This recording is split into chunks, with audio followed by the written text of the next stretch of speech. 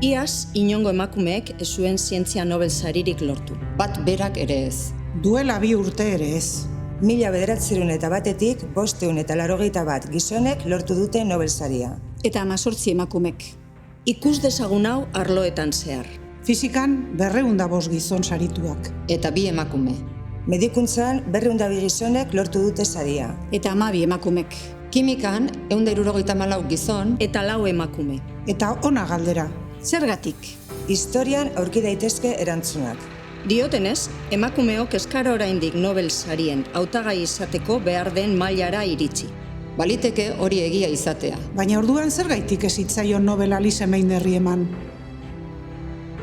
Eta zergatik ez zientziun buri. Zergatik baztertu zuten Esther Lederberg?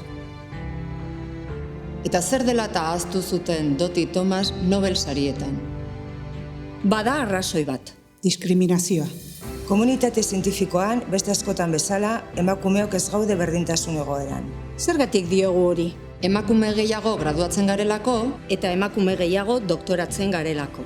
Hala ere, lidergo postuen 100 baino ez daukagu. Hau ez da pertzepzio bat. Evidentzia bat da.